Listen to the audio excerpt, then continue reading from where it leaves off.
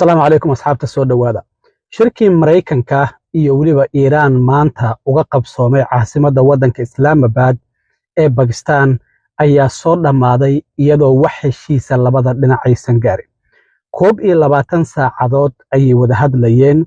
waliba wada hadalku ma ahayn mid inta hal mar la fariistay la dhameeyay waa la kala tagayay waa la isku soo laabanayay koox walibana dadkeeda banaanka u jooga wadamadii ay uga soo tageen ayay la xiriirayeen sida Iran oo kale mujtaba qamani hogaamiyaha sare ayay la xiriirayeen iyo madaxdooda caasimadda waddanka Iran ee Tehran joogta waftiga Mareykanka oo madaxweyne ku-xigeenka uu hogaaminayana waxay la soo xiriirayeen madaxweyne Trump wasiirka arrimaha dibadda iyo sidoo kalena xubno kala duwan oo xitaa taliyaal ciidan ay ku jiraan iyo wasiirka maaliyadda sida uu sheegay madaxweyne ku-xigeenka JD Vance labadan dhinac mid waliba waxaan ognahay Mareykankuna ilaa 15 qodob ayuu watay Iranna ilaa 11 qodob ayay wadatay marka wada hadalkii waa soo dhamaaday 21 saacadood ayuu socday wax heshiisana lama gaarin waa lagu soo kala tagay marka shir jaraa'id ayaa waxa qabtay hadda xilligan waaga waa u bariyay dalka Pakistan madaxweyne ku-xigeenka Mareykanka oo waftiga Mareykanka hogaaminaya JD Vance ayaa shir jaraa'id qabtay waxana uu sheegay in shirkii wax natiijo ah ama heshiis uusan ka soo bixin 21 saacadood ay wada hadlayeen isla markaana arrintan ay u xun tahay Iran oo Mareykanka aysan u xumayn waxa uu yiri warka fiican waxa uu yahay inaan wada hadalnay isla markaana qodobo dhowr aan ka wada hadalnay laakiin warka xun waxa uu yahay inaan wax heshiis gaarin oo Mareykankana aan ku laabanayno shirku maanta oo kaliya ayuu ahaa haddii qodobada inta badan horumar laga sameyn lahaa shirku waa uu sii socon lahaa maanta oo axada laakiin maadaama qodobadii ugu muhiimsanaa ee ugu horeeyay la isku mari waayay waxay noqotay in wafdi waliba waddankiisa uu dib ugu soo laabto waxa la arkay wafdiga Mareykanka oo la sagootinayo garoonka u socda isla markaana doonaya inay Mareykanka dib ugu soo laabtaan madaxweyne Trump waxa uu ka qayb galaya afeerka la yiraahdo UFC-ga Miami oo gabadhiisa la arkay amaba ifaanka iyo waliba wasiirka arrimaha dibadda oo la socdo waxa la arkay shirka jaraa'id markii uu qabtay kadib madaxweyne ku-xigeenka wasiirka arrimaha dibadda oo dhegta wax ugu sheegaya sida sawirkan aad ka aragtaan madaxweyne Trump isla markaana la socodsiinaya in shirkii aan wax heshiis laga gaarin Trump maanta goor hore mar aqalka cad uu ka tagayay ayaa la weydiiyay leeyahay ka wada hadalka ka waran waxa uu yiri waa la wada hadlayaa wada hadalku waa uu socdaa laakiin haddii natiijo ay ka soo baxday haddii aysan ka soo bixinba aniga waxba ma aysan iga gelin oo macna iyo ma sameynayso marka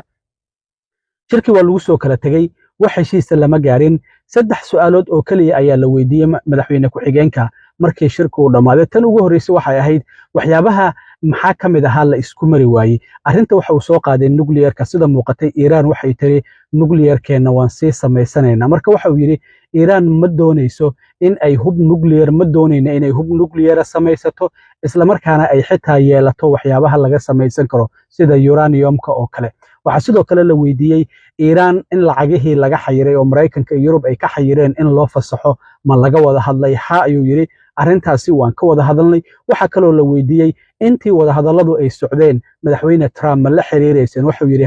ilaa iyo tiro 10 jeer ka badan ayaa xiriir la sameeyay ayuu yiri isaga oo kaliyana ma ahayn oo wasiirka arrimaha dibadda wasiirka maaliyadda iyo taliyaal ciidan ayuu magacaabay marka shirkii Mareykanka iyo Iran ay ku wada yeesheen caasimadda Islaamabad ee waddanka Pakistan 21 saacadood ayaa la wada hadlayay oo waliba dhowr jeer la isku laabtay waxa uu ku soo dhamaaday natiijo la'aan Iran waxyaabaha ay diidantaa waxa kamid ah marinka Hormuz inay furto kale waxay doonaysaa Israa'iil inay dagaalka ka joojiso Lubnaan walow iyaguna ay wada hadli doonaan toddobaadkan Mareykanka ay ku wada hadli doonaan Lubnaan iyo waliba Israa'iil ra'iisul wasaaraha Israa'iil oo maanta hadlana waxa uu yiri anaga ujeedadeena waxay tahay inaan hubka dhigis ka sameeyno ururka Xisbullah oo Lubnaan ka dagaalama marka sida muuqata maxaa xigi doona hadda waa la arki doonaa laakiin Mareykanka iyo Iran wada hadalkoodii natiijo la'aan ayuu ku soo dhamaaday waa lagu soo kala tagay labada wafuudna waxay dib ugu soo kala laaban doonaan Washington iyo waliba Tehran waa la arki doonaa haddii kulamo kale loo ballamo iyo haddii xiisadu mar kale ay qaraaraato Trump muxuu ka dhihi doonaa waan arki doonaa bartiisa Truth Socialka haddii isaguna uu arrintaasi qoraal ka soo qoro iyo hanjabaado kala duwan hadduu soo qoro bal waa kan uu madaxweyne ku-xigeenka JD Vance shirkii jaraa'id ee koobnaa uu qabto uga warbixinayay in wada hadalladii heshiis la'aan ay ku soo dhamaadeen Whatever shortcomings in the negotiation, it wasn't because of the Pakistanis, who did an amazing job and really tried to help us and the Iranians bridge the gap and get to a deal. We have been at it now for 21 hours, and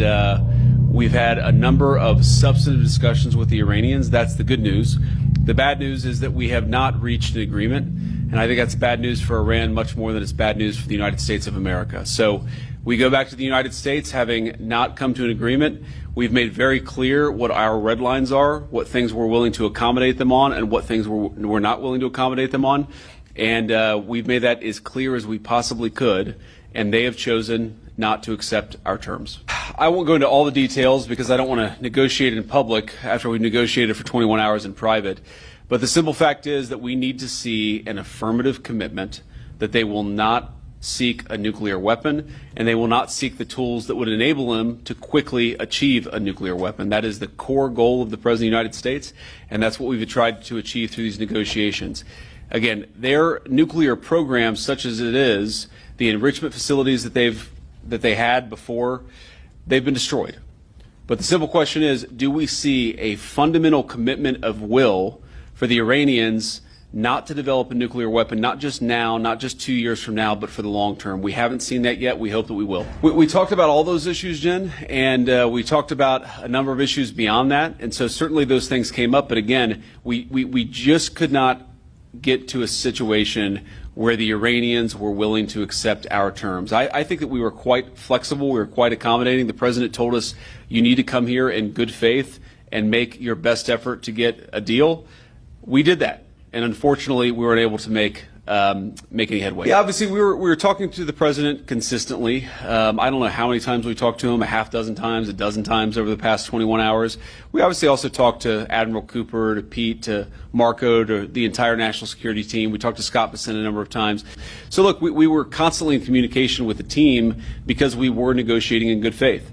And we leave here with a very simple proposal, a method of understanding that is our final and